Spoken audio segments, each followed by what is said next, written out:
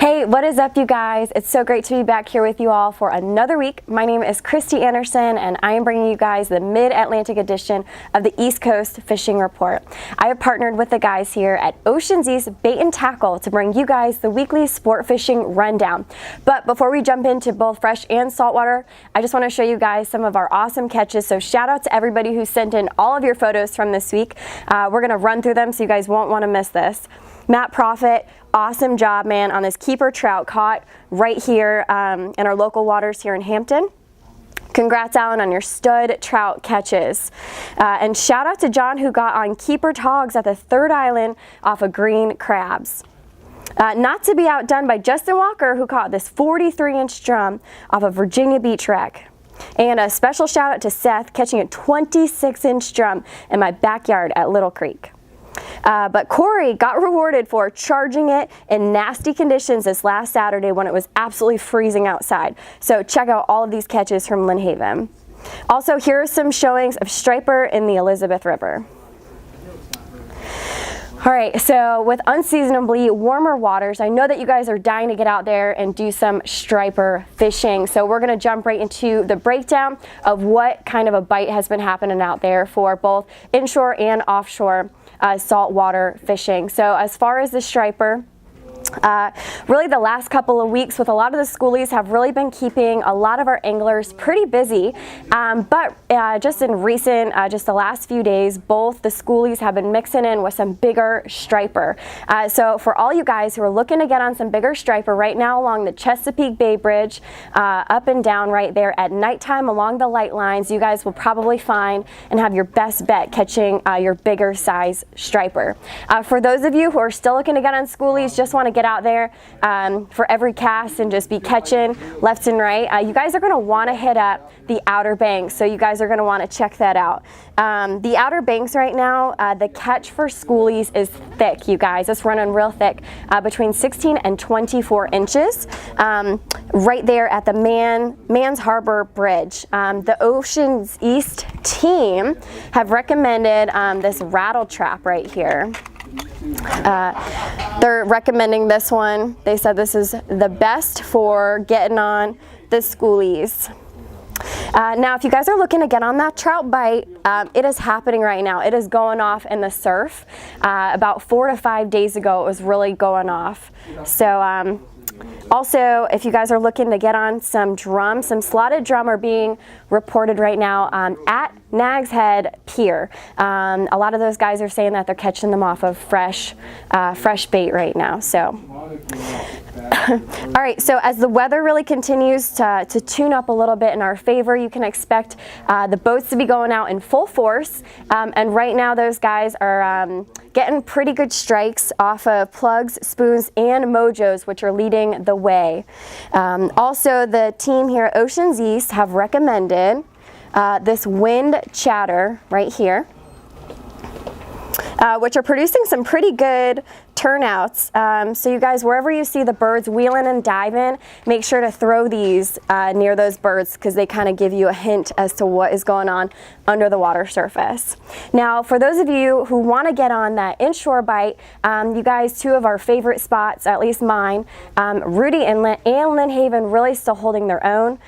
Both of those areas still hot.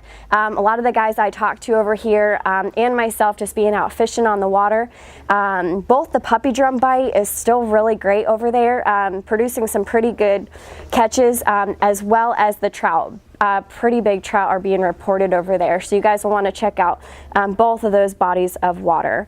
Now, for those of you who kind of want to get out into open waters near the Chesapeake Bay Bridge, the Bay Bridge right now is really still holding a lot of fish, and the fish are still responding to those artificial islands. So you guys are going to kind of want to be working those islands around the last leg this fall. headed into the winter. So for those of you who want to get on the tog bite, I'll give you guys a little secret.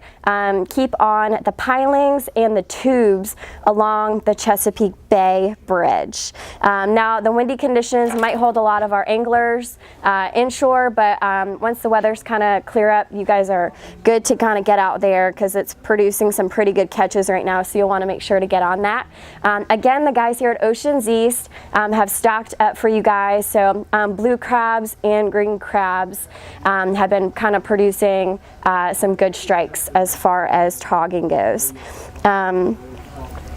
All right, so for those of you guys who do want to kind of get to do some offshore fishing, right now the swordfish is really dominating kind of the scene out there, and the daytime bite is probably your best bet as far as the swordfish bite goes. But for a lot of my anglers out there, you guys are going to see some wahoo still in the mix a little bit.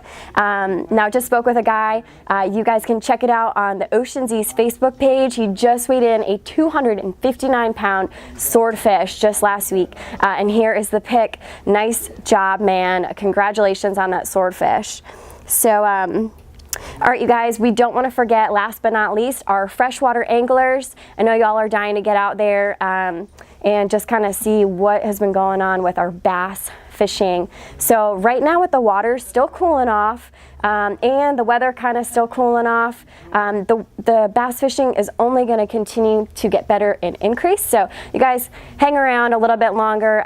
Those bass are still getting ready for the winter season, so you guys should get out right now and you should have some pretty good luck being out there. I've got a couple baits I want to show you guys. All right, so one of my personal favorites when I'm out bass fishing is the Whopper Plopper. You guys, if you have not heard of this, this is like the hottest thing that has just come on the scene in bass fishing right now. You guys, this is probably one of the easier ones, at least in my opinion, to be using. Once you cast it out, it's a slow retrieval. You don't have to twitch it or anything, just be consistent, and this will put you on some bass. Also, this is probably best for the morning time. So if you guys, if it's past morning time and you guys need a different kind of lure, this deep diving crankbait right here is going to be your go-to lure. You guys are going to be wanting to cast this up along rocks, docks, and different structure points, and basically it's a deep diving crankbait, so it's going to emulate and it's going to look like shad, because right now those bass are chasing the shad, they're fattening up, they're getting ready for the winter months. So this is going to be your best bet in the late afternoon after you kind of have checked out your Whopper Plopper. So you guys, that is it for our rundown this week for both fresh and saltwater.